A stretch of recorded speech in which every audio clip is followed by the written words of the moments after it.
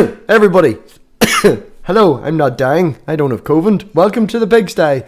Tonight we have been very, very lucky. We have been joined by Godless Engineer, and if you don't know who Godless Engineer is, the link's in the description, and you're also a fool. So other than that, John, if you want to just let everyone know where they can find you and who you are, my man. Yeah, so I'm John Gleason, Godless Engineer.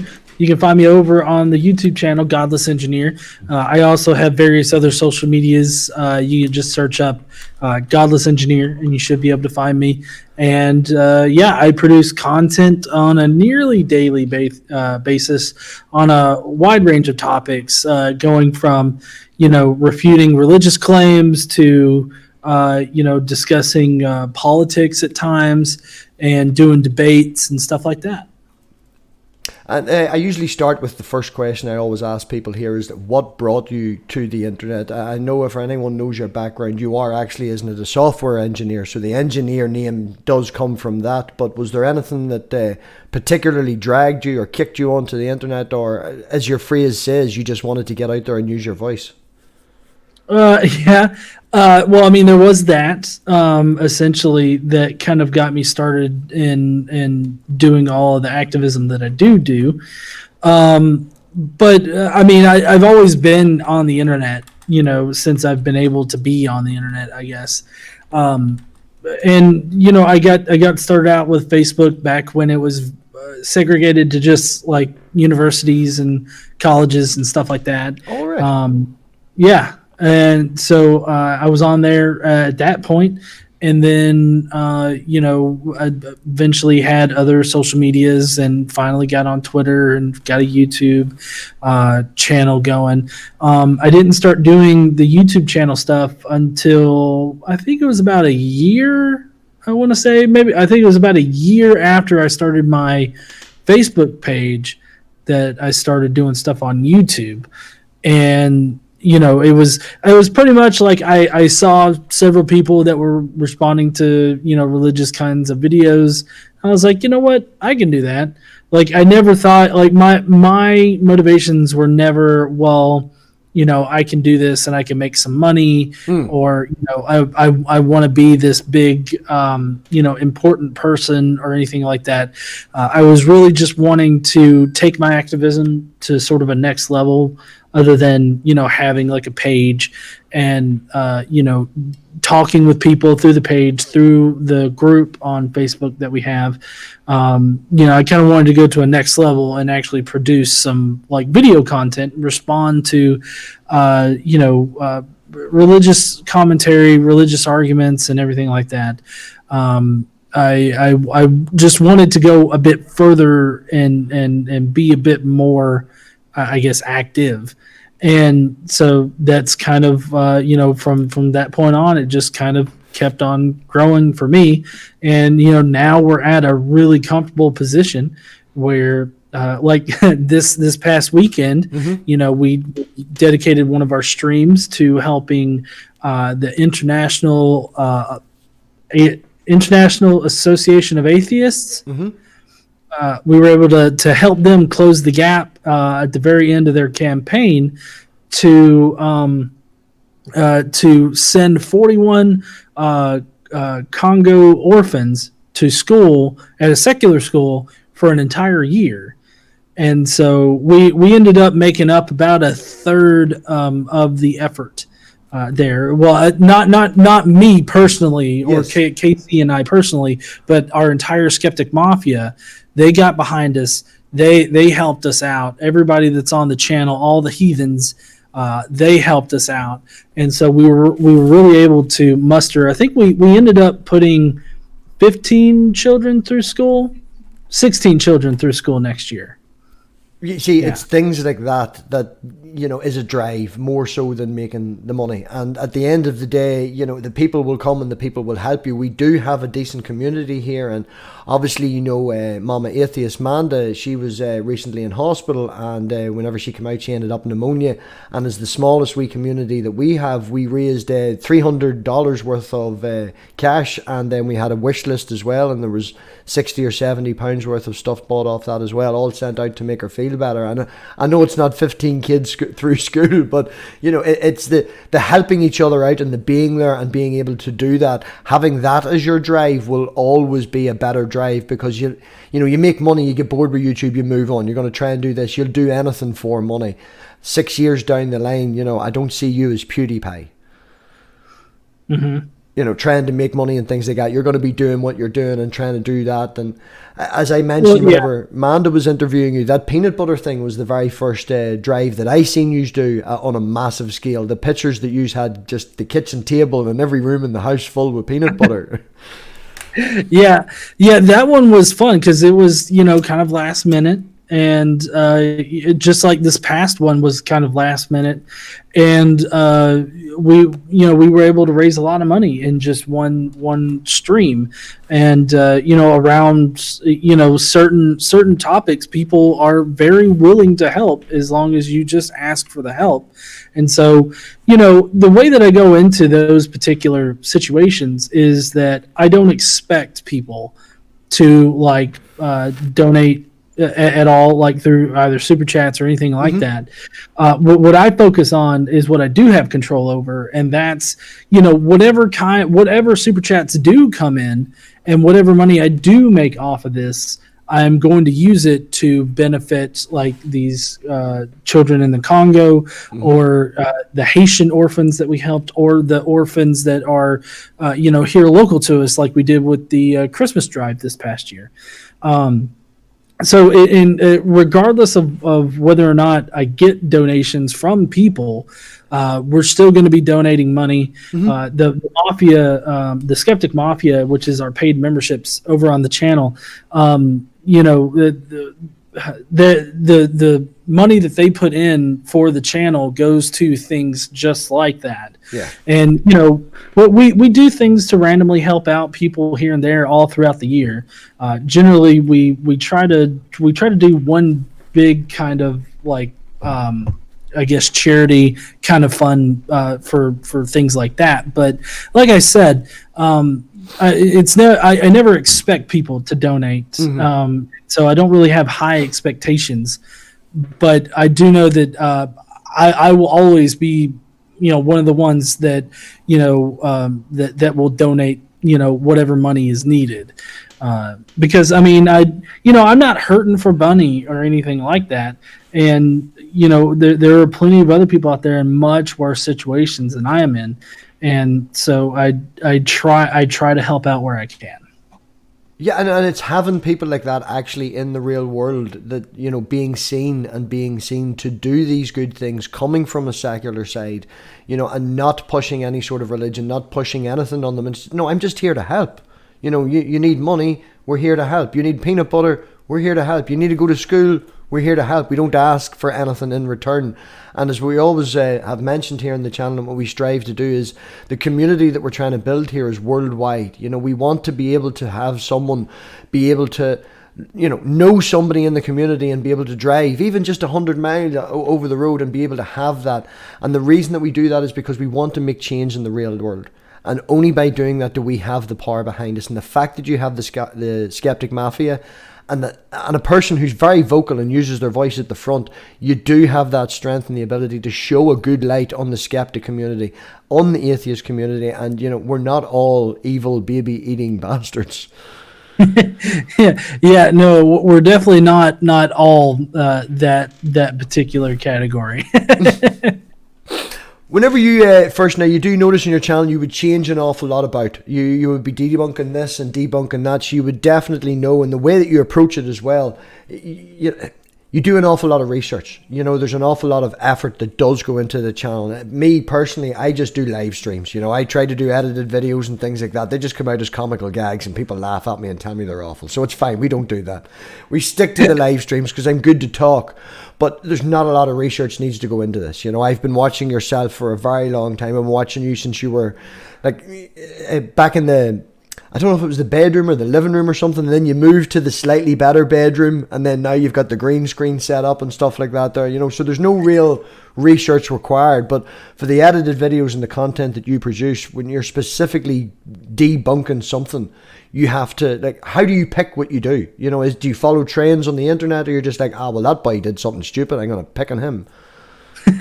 Well, that's a good question, because there are times when I find myself like, well, what do I feel like talking about, and so I'll just go and I'll hunt videos, and I've got a list called potential videos that currently right now I think it's over 1,100 videos long of stuff that I've just kind of tucked away for, it's like, well, there's definitely some stuff in this that I can respond to and I can address, when I can get around to doing it. Mm-hmm. And so, that's a pretty big list, which not all of them are actually applicable anymore, because, I was doing flat earth stuff there for a bit, researching that. And honestly, the flat earth stuff was always a little difficult for me, not because I have any difficulty knowing that the earth isn't flat, but in order to refute some of the arguments that they bring forth, you have to be very technical in how you explain things. And,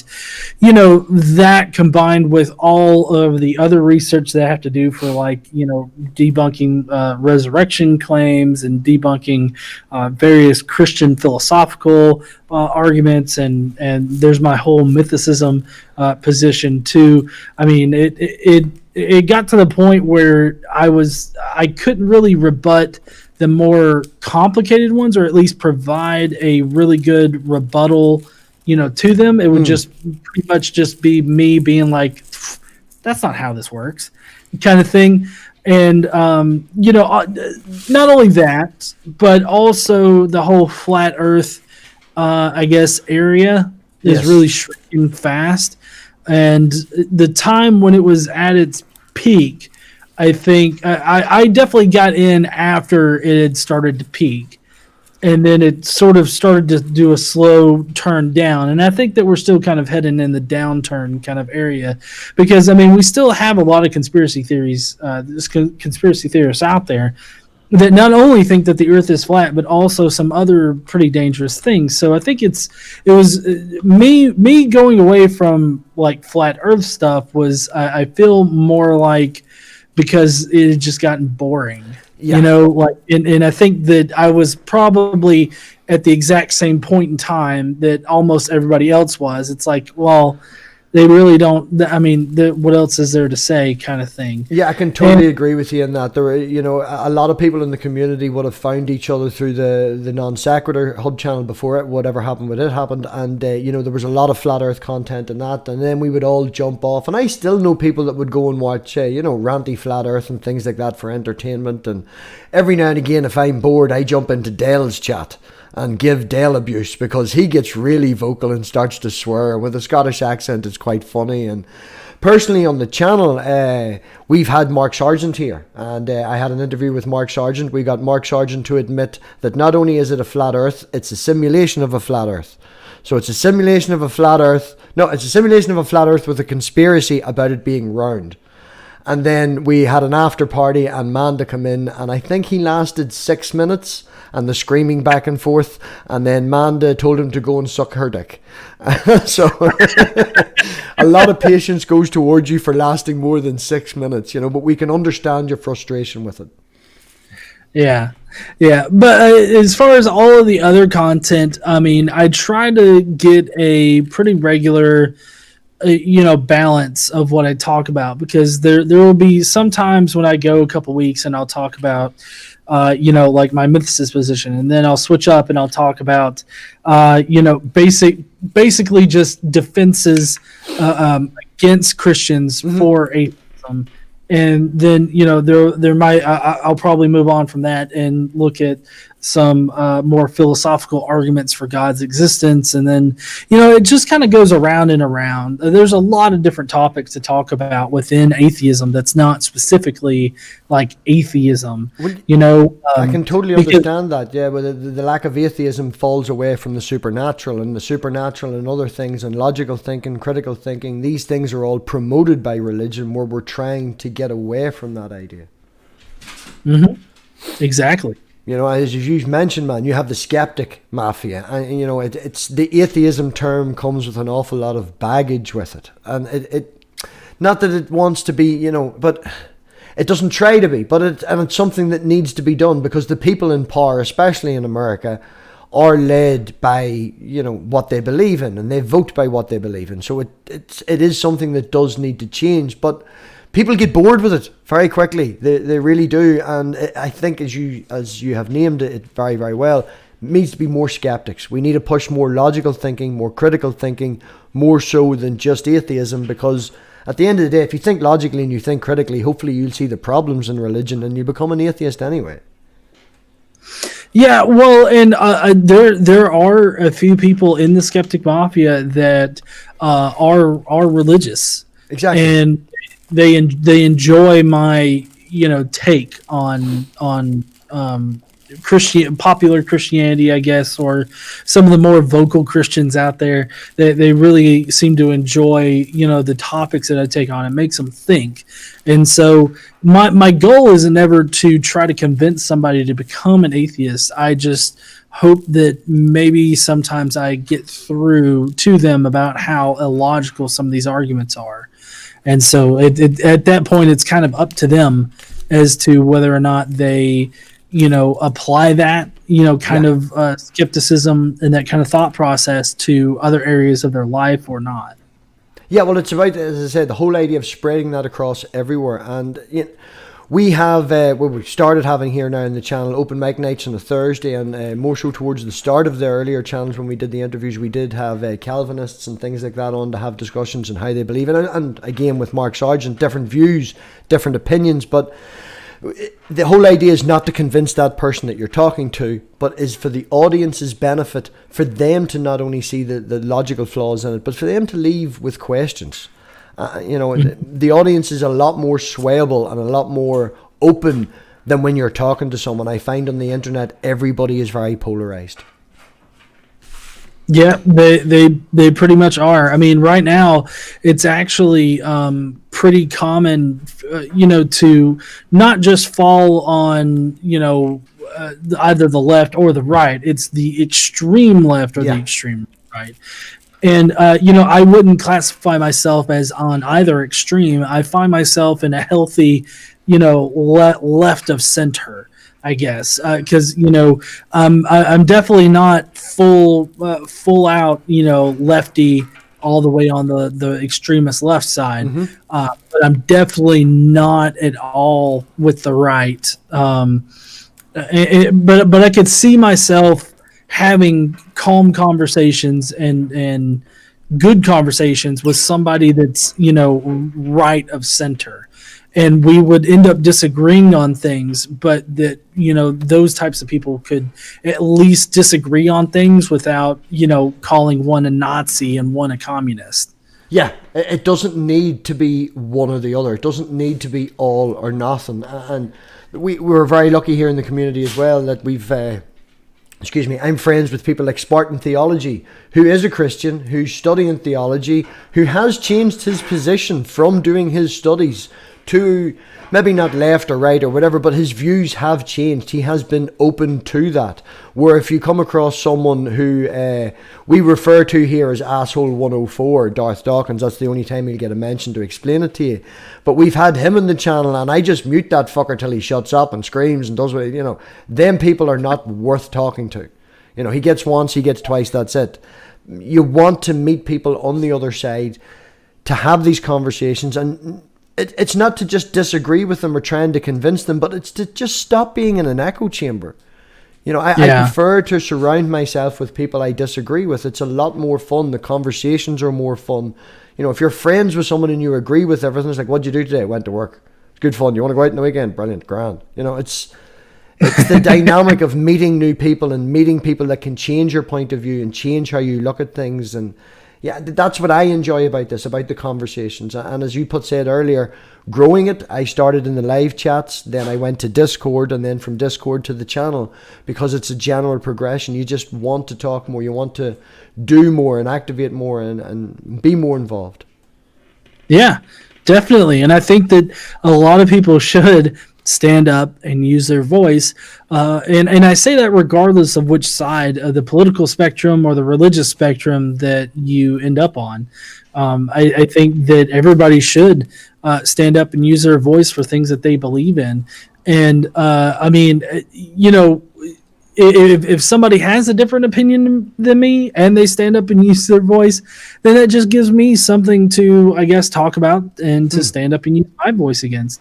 And I think that, you know, more, I'm always an advocate for people doing that, because, you know, we can't have too many voices, especially in the atheist community. I think that, you know, in the atheist community or the skeptic community, you really need to, you know, be vocal about, you know, things that you're passionate about. So I hope that more people do that. On a personal level now, you are definitely not going to remember because I'm fucking nobody. But whenever I first moved to the depot that I was managing, I did actually came across a person who was an old Earth creationist. And we sparked a conversation, and I sent you a message on Facebook and thanked you for, you know, it was just that phrase, because especially in that depot that I worked in, your premieres came out exactly when I got my breakfast. And the other two people that got the breakfast at the same time as me loved your tagline, you know, the Hello Heathen tagline. They absolutely loved that. They'd be coming in, they'd be like, where's the heathen guy? Is he playing? You know, and it definitely came down, and it gave you a wee bit of confidence knowing, you know, they seen it as entertainment, they seen you as funny. I'm watching you for your content and what it actually means and stuff like that, and it gave me the confidence to go forward and do that. From that, we actually struck up a wee bit of a friendship, and that guy did come back to work at least 5 or 6 times. You know, we argued over abortion, we argued over religion. You know, I've stayed 2 hours after work and had conversations with this man, and it all started from watching you and having you, and it was just the perfect time of having that on at the day, and I'm watching it for your content. But as I say, everybody's seen it as entertainment. It brought other people into, you know, the fold, so to speak, because you're not only screaming against religion, you're also quite entertaining as well. I mean, I try to be, and that people can have their own opinions about whether or not I'm entertaining, but I'm glad that, you know, I was able to facilitate that, I guess, with my content, because ultimately what I want to do with my content is not only entertain people, but also educate people and spark conversation over different issues. And I'm so glad that I'm accomplishing that in some small way. You know, I went that far. Well, not that this is all down to you, but I always did want a Ford RS with a personalised plate, and I bought a Ford ST. And when my personal plate came through, I bought 666 as the personal plate. Put it on the car, and it does start conversations. You know, it's a jet black car with tinted out windows with 666 as the license plate. It starts conversations. It gets people going, and it. You know, it's something it's like breaks the ice, so to speak. Yeah. And I thoroughly enjoy it now, like, you know, having these conversations, and it does, yeah. I never shut up. No, you're fine. I know my wife, KC, she had one person that actually came up and apologized to her because was that the woman that thought that you worship the devil?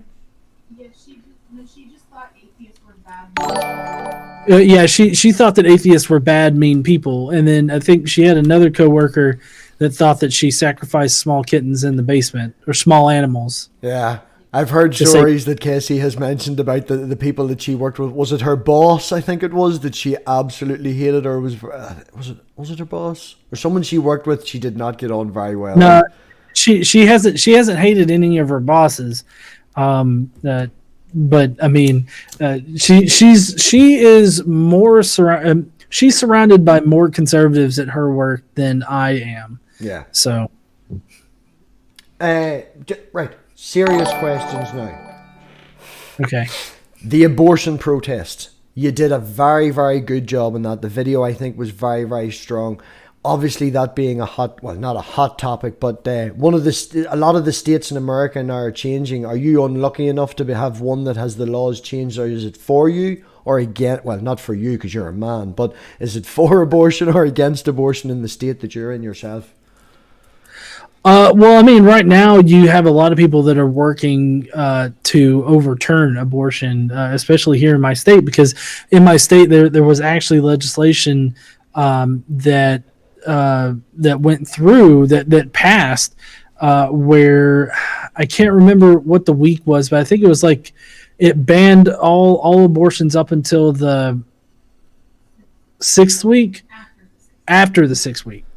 And you basically don't know at the 6th week. It's very up in the air as to whether or not you know that you're even pregnant. So it's basically it would be effectively impossible to legitimately get an abortion in Alabama, but. So the entire reason for it was because they wanted to elevate it to the point where it got to the Supreme Court so that they could overturn Roe v. Wade, because the only way that you can overturn Roe v. Wade is if a future Supreme Court decision overturns the previous one. And so they're hoping to elevate legislation to the Supreme Court so they can do exactly that. And the drive behind that would obviously be, well, not obvious, but we'll not paint it with a broad brush, but the drive to be, pro-life and not pro-choice, a lot of the time that does boil down to religion. You can find, I'm sure there's statistics out there that would prove that. And it's going through this, and this is an example just of one of the things that is being changed and taking rights away from women, taking bodily autonomy away from women and the choice away from them based on what they actually believe in. And not to be an asshole, but fake sky daddy in the sky, like.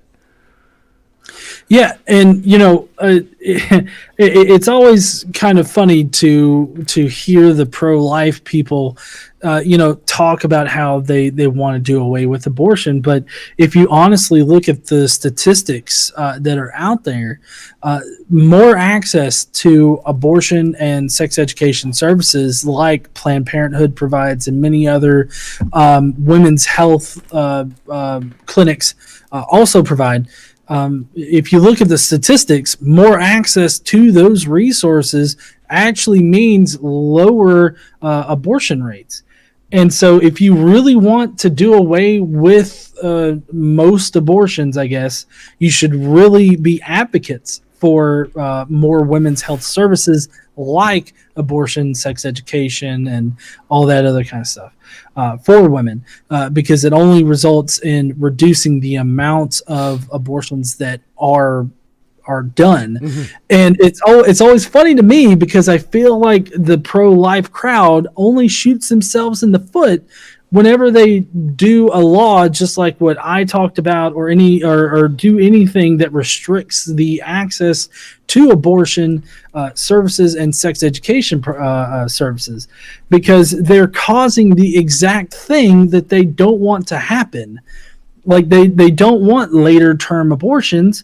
Well, not most of the time, but a good portion of the time, the reason why somebody is going for a later term abortion is because they don't have appropriate access to these women health services. Yeah. And so by restricting those services, you're only causing the exact problem that you're hoping to get rid of by passing the law. We've had one question just on topic from Aaron Charrett here. Do you still think that Kavanaugh has a lot of way in overturning Roe v. Wade? Maybe. I mean, right now, the thing that I'm worried most about is Ruth Bader Ginsburg's health. Because, I mean, if she were to pass... Yeah, she's not well again. Yeah, if she were to pass, then that would mean Trump can pick another Supreme Justice, which... comparatively, in Obama's last year or right before the election, they wouldn't see anybody for the Supreme Court chair. So, I mean, honestly, I think that, they shouldn't do it this time either. But of course, yeah, it's different. Yeah. Republicans do what they want. And the Democrats sit back and take. But yeah, I'm in Ireland, so I watch from an outside view, you know. So I do apologize if I overspeak sometimes, but I watch American politics, and I got into it in 2015, 2016, when the whole build-up with obviously Trump, because it's a sitcom. You know, it was funny. It literally was. Yeah, it's really sad. Because I mean, honestly, we are kind of the laughing stock of the world right now because Trump's in power. I mean, I don't know if you saw the latest picture of him. He was standing with a golf guy, and like he looks like a 5-year-old that is standing with like his idol or something like that. He's got that creepy smile going, but he's also like disheveled. He's got like his belt is half-assed buckled, and then his pants are like covering his ankles and going. He looks like a 5-year-old child. And I mean, I have to sit there and be like, there's no way anybody can take us serious after this. Like every single day that I turn on the news, I'm like, oh shit, what has he done now? That's exactly, man. I wake up in the morning and we have a wee chat and stuff like that there, and then she sits on the phone for about 15 minutes, and I'm like, what's wrong? Your face just changed. And she was like, oh, fucking Trump did this. And saying that, she did make a comment about him the other day, and I think it nearly hit 300,000 views or retweets on Twitter. So yeah, she fucked off a lot of people. Bringing it back, well, not directly back to the abortion and stuff like that, but you are a parent yourself, and at the time, if I'm getting this right, the mother is religious, or it's a religious family, and oh. No. So my ex-wife, she's not religious at all. She's an atheist too. Her family isn't really all that religious either, but like it's her extended family from that can be pretty religious. Not like my family, like my dad's religious, and his entire side of the family's religious. My parents are. We obviously still have to deal with that then, being as close to you. Then obviously, yeah. Do you get comments on things that you know? If it's okay to talk about this, but would they comment on things and different approaches that you would have from a secular point of view, relative to like, why don't you take him to church on a Sunday and things like that? Have you questions like this? Well, yeah. So a while back, before I got divorced, it was a little bit, I guess, more difficult for me because, you know, we would be told that we need to get Xander into church services and stuff like that, or that I needed to, or anything. And I have to just sit there and smile and go, oh, okay, well, I don't think we're going to do that, but all right. Yeah. And, you know, in order to keep the peace and stuff like that. So, you know, 100% totally agree. The mother of my daughter, she's my wee girl's 3 February past, and her mother is Catholic. We're from Ireland, from the Republic of Ireland. Her whole family, you get further out, it does get more staunch. You know, some of them have their rosary beside the bed and things like that.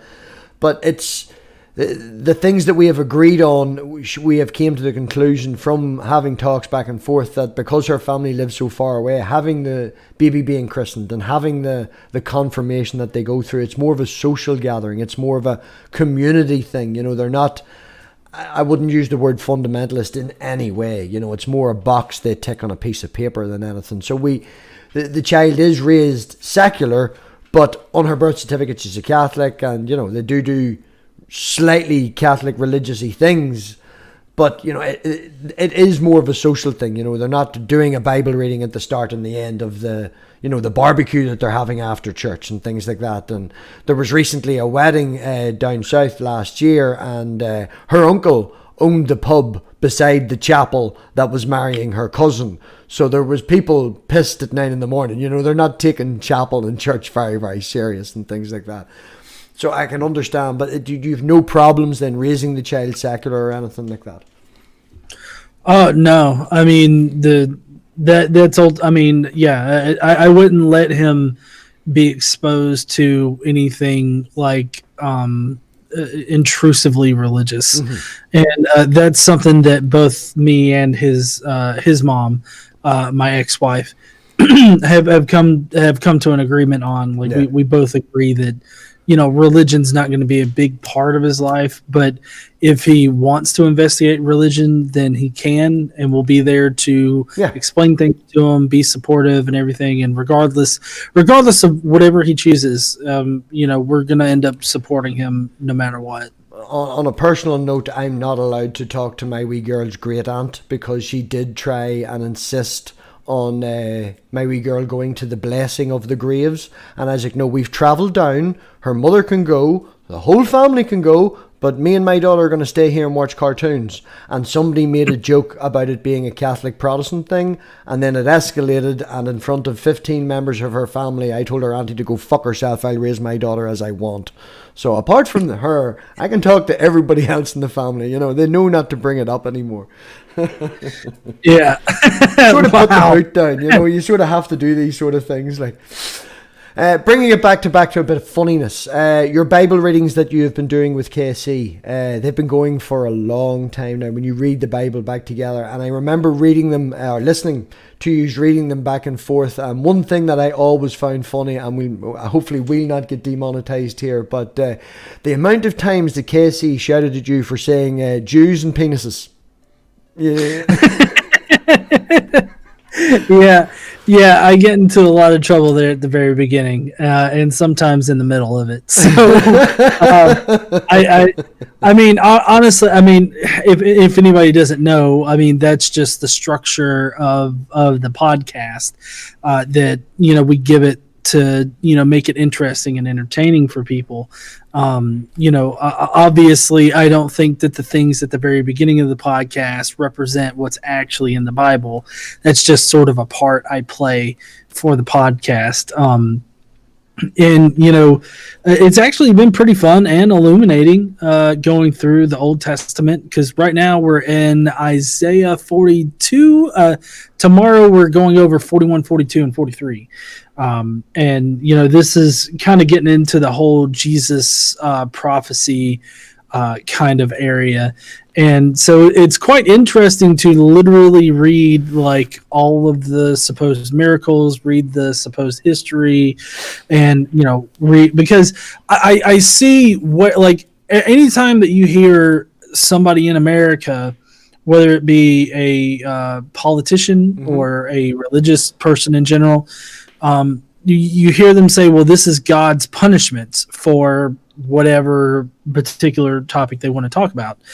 And that directly comes from the Old Testament, because God would punish the Israelite people for worshiping other gods or allowing other people to worship gods different from theirs. And so that's where they get that from, except instead of, like, you know, trying to restrict religious freedom, which is guaranteed by our Constitution and the Bill of Rights, they just go for whatever particular topic is kind of the hill that they want to die on. So it could be LGBTQ rights or abortion, or pro-life, you know, sort of topic. It could be any number of things that they think are the problem. That's the reason why God is punishing us with whatever they think the punishment is. And it all stems from the Old Testament of the Bible. Because even if it is in the New Testament stems from the Old Testament. And so it all just ultimately depends on the Old Testament. Yeah. And, you know, from an atheist point of view and an atheist content point of view, there is an awful lot of people out there reading the Bible. You know, I personally, from my point of view, I have listened to Hannah and Jake's reading of the Bible when it was Bible Reloaded. I listened to your own, and at the minute now I'm listening to Junk Shop Library. We support and we shout out for Junk Shop Library. We small channel, friend of ours in the community, and great fun. The back and forth is great, and his content will get better. The new computer is arriving. I think the motherboard is the only thing we're waiting on. His streams actually robot that much much that we applied his name to the Urban Dictionary as an alternative to roboting. They did turn us down, but the point I'm trying to make is the ones that I have enjoyed, Hannah and Jake, they're great friends. The ones that I have enjoyed, yourself and Casey, mainly because she shouted at you an awful lot, and as men we do need to be kept in control with a nice strong woman. And now with Junk Shop, because it's hilarious and funny and we have the community, and they're all a different experience. You know, it's the same stuff, but every time it's different. There's not enough people doing atheist content. There's not enough people doing that, and everyone has a different point of view. And talking about KC, referencing back to she's now your wife, I do remember watching the wedding whenever you released the video. It was a Halloween when you all got dressed up. Oh no! So that wasn't our wedding at all. Well, that was Godless Iowans, wasn't it? Yeah, it was. That's what it was.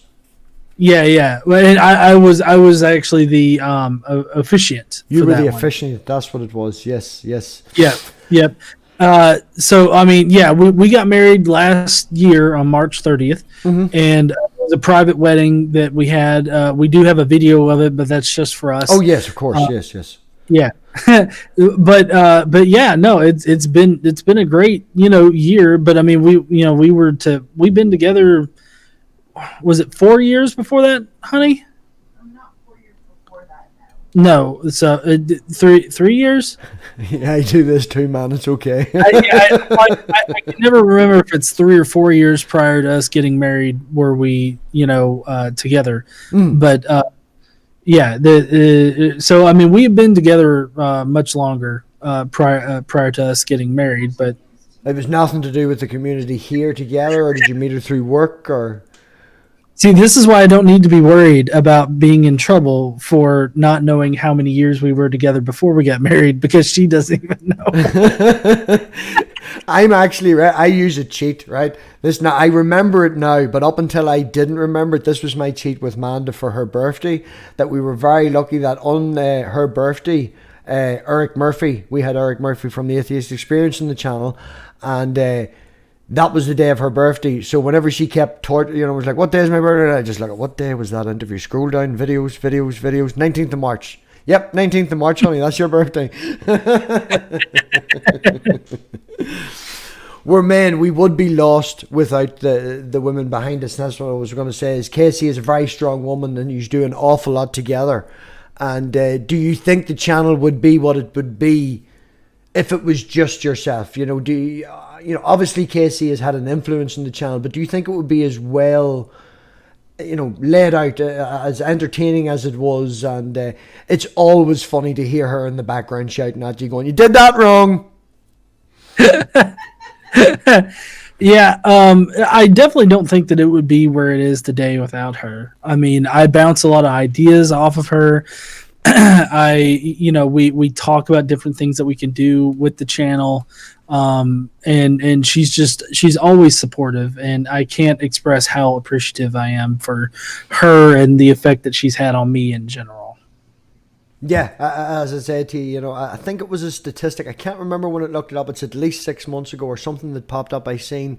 And men in their early 30s and stuff like that, if they settle down, they actually get healthier and more stable, and things are better for them. And if a woman settles down in the same age rate, her heart rate goes up, her stress rate goes up. And it's like, yeah, because you ever met an early 30s-year-old man, you need to sort of give him a kick up the arse every now and again and keep things right. Like, yeah. Well, I mean, I think that by that time, you've really kind of grown into the person that you're going to be. And I know I for one think that I got married the first time too early, because I really didn't know I didn't know whether or not I was going to stay the same or go in a completely different direction. And it turned out that I went in a completely different direction than my now ex-wife was going. And she kind of wanted to stay where she was, doing the same thing that she was and everything like that. And I wanted to get out more, do more things and, stuff like that.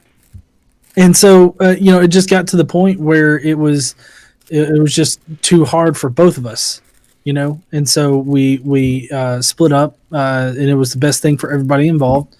And I think if I had to give any kind of advice for anybody right now in their early or mid 20s, would be don't rush to get married. Definitely figure out yourself and figure out what you want to do with your life before making that kind of commitment, I guess.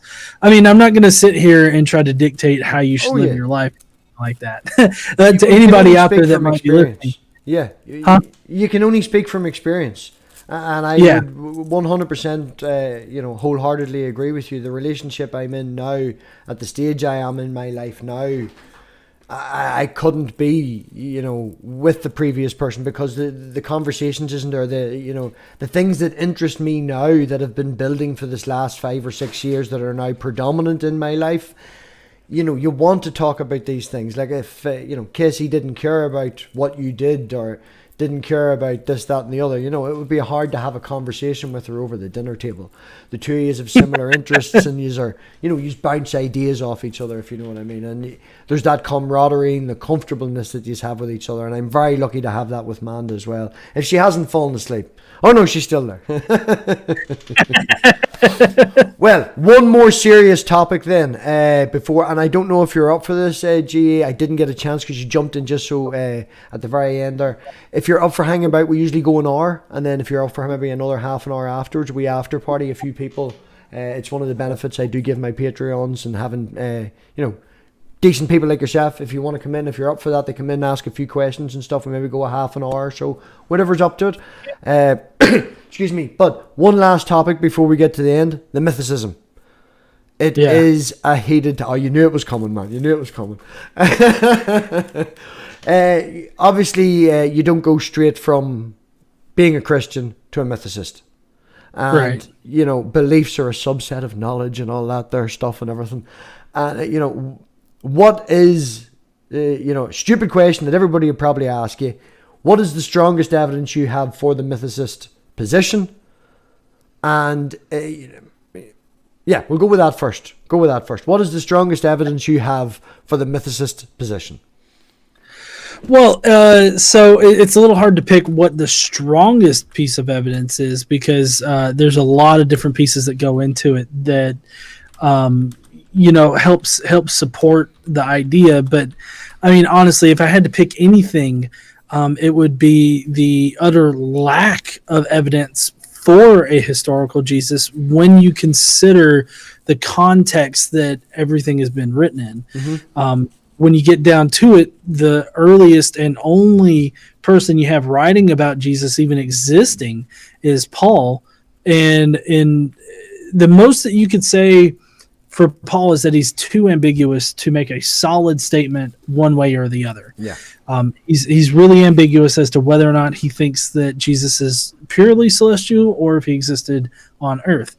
And but I think that there's definitely is evidence there that will tip the scale in the mythicist on the mythicist side for Jesus, for Paul not to have considered Jesus to be a physical person in history.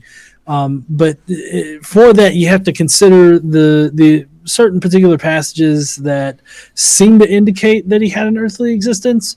But when you actually take those particular passages into account, how they're used, the words, the literal Greek words that Paul uses, it's a lot more ambiguous. And considering other factors, I think that he was probably talking more about a celestial existence only, not a historical one.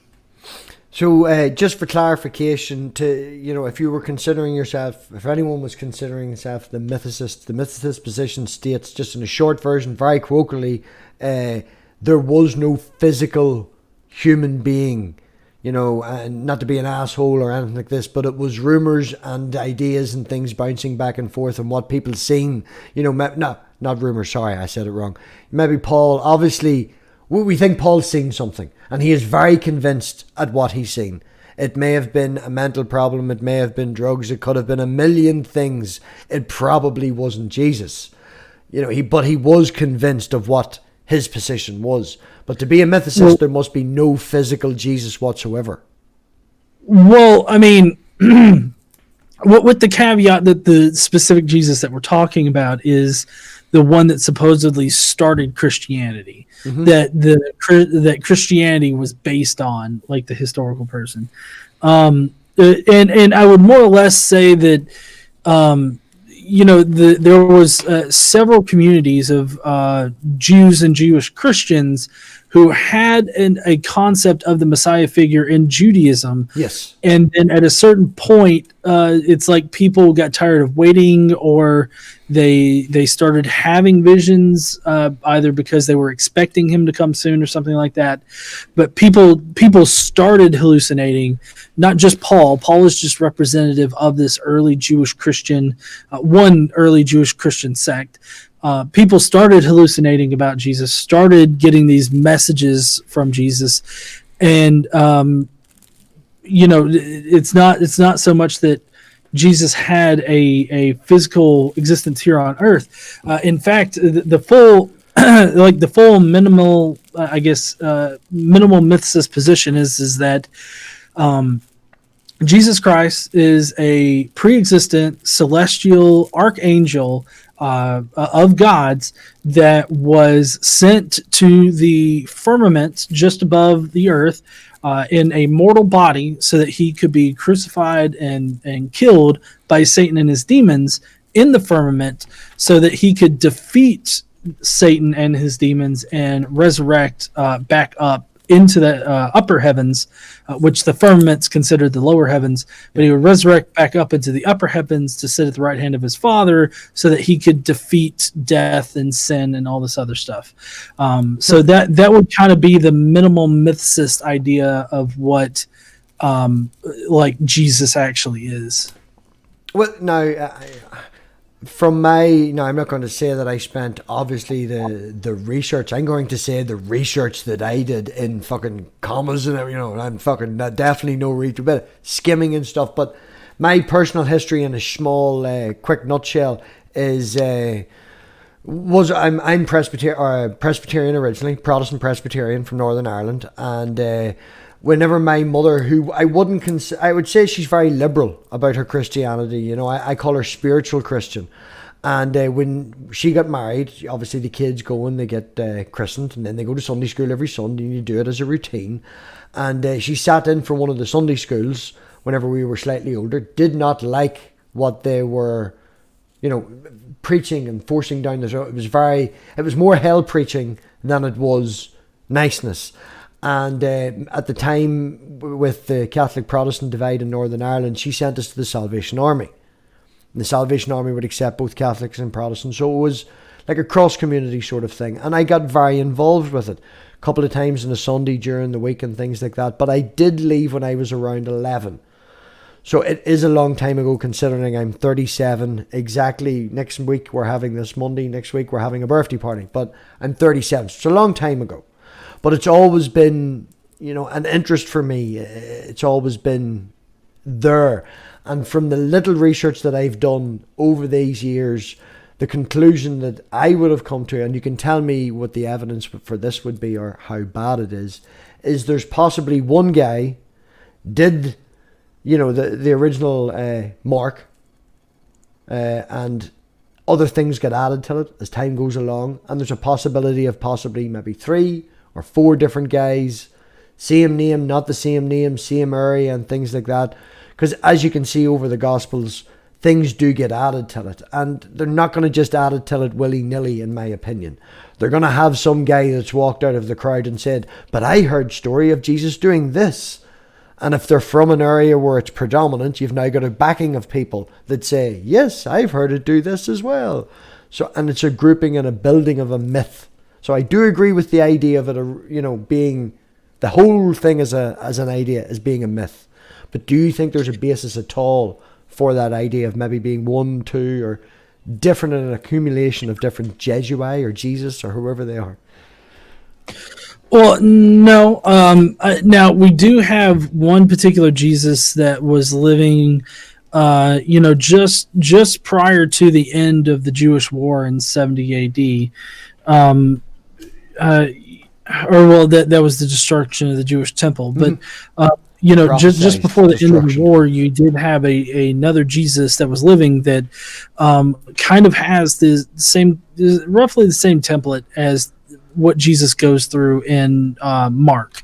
Not the whole gathering disciples and all this other stuff, but just the passion narrative of Jesus that could potentially be like a basic framework from which they molded this Jesus off of.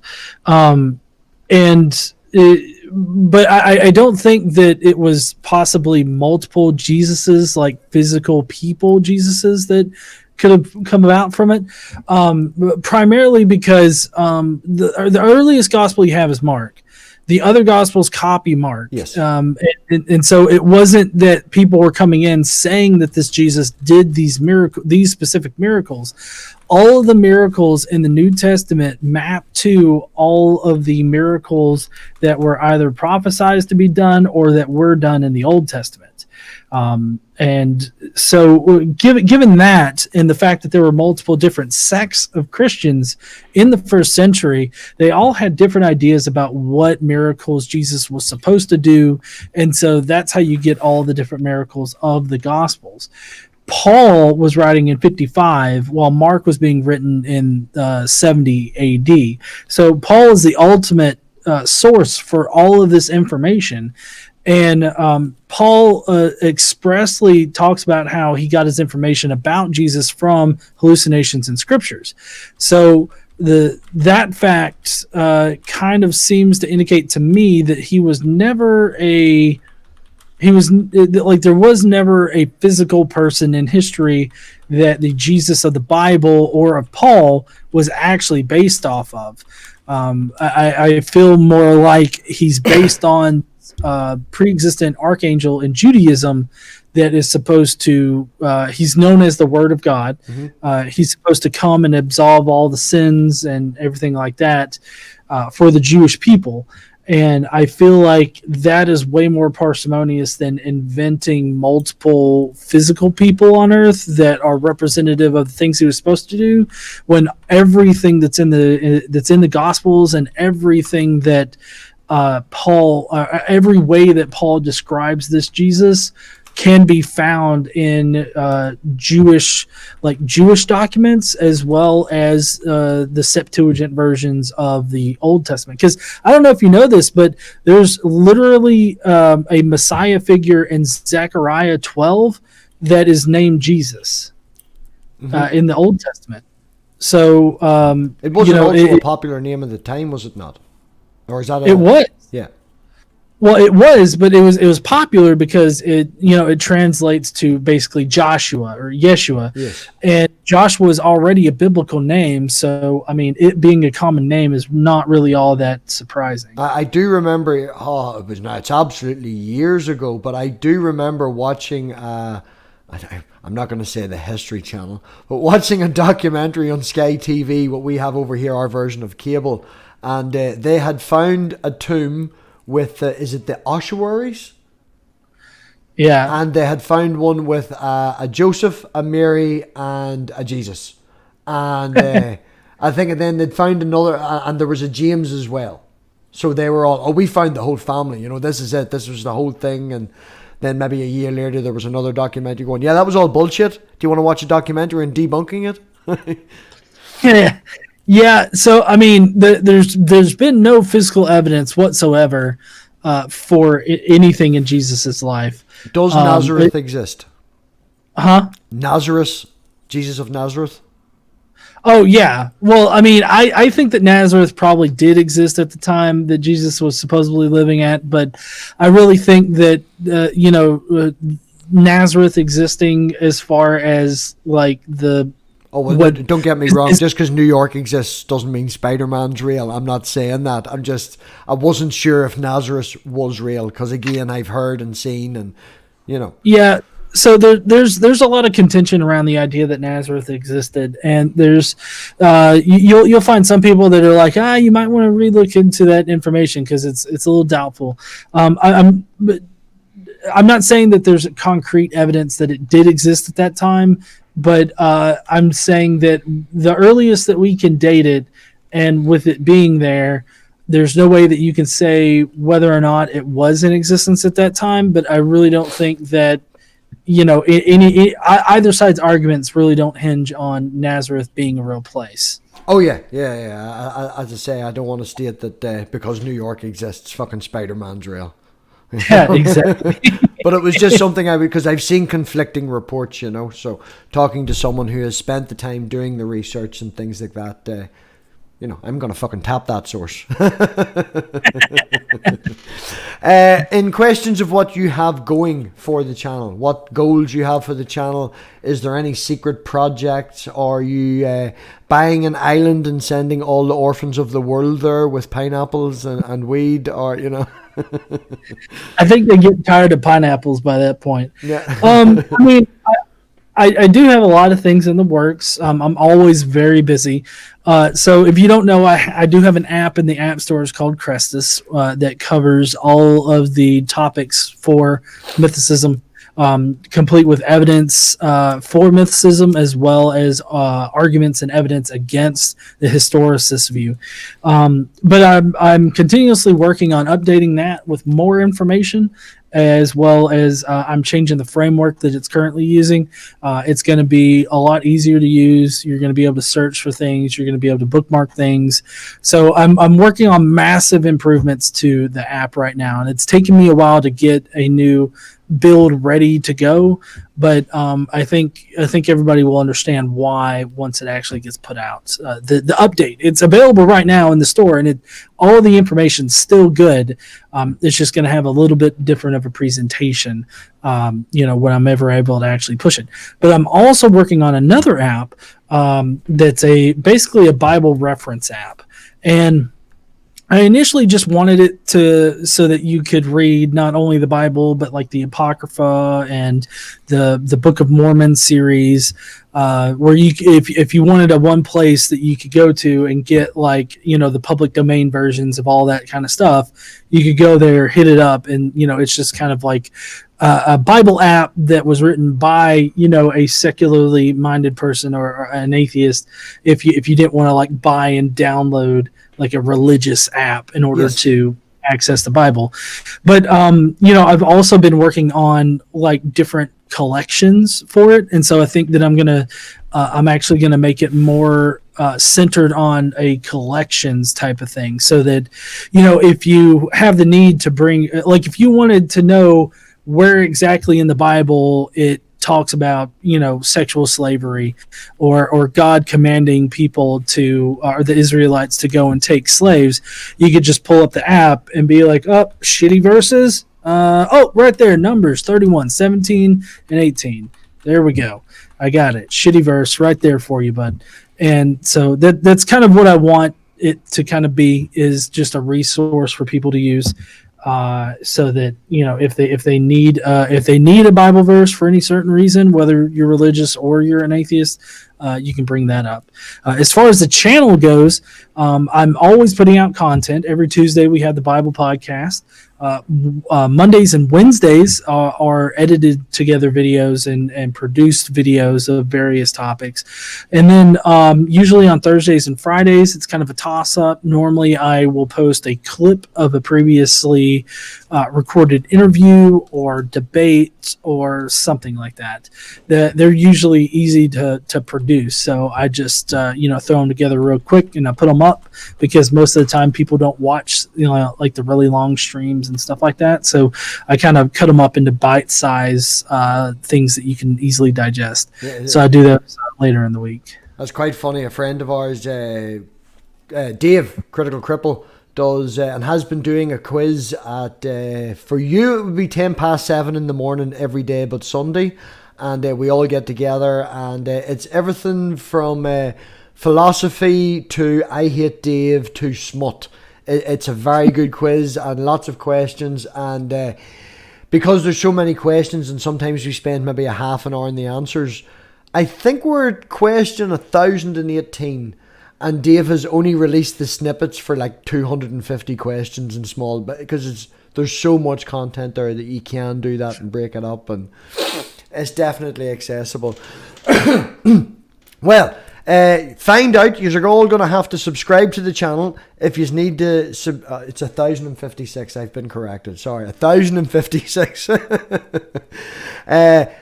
Subscribe to the channel. Find out. We will have a chat and see what the crack is with Godless Engineer. We might be back. We might not be back. The man might be busy. He is a very busy man. And on that topic, John, Godless Engineer, thank you so much for coming on. It really did. I appreciate this a lot, man. As I say, I've been following you for a while, and I'm going to completely steal your tagline for the end of the night. And everybody out there, definitely stand up and use your voice. Speak out. Don't be afraid to show a good point of critical thinking, of atheism, of don't be an asshole. Just show the good points. Be a good face for us all. Definitely don't be an asshole. Yeah. It's okay. Well, don't be a cunt. It's okay to be an asshole. Just don't be a cunt. Well, on that note, yes, stand up and use your voice. We will oink and out. Thank you very much.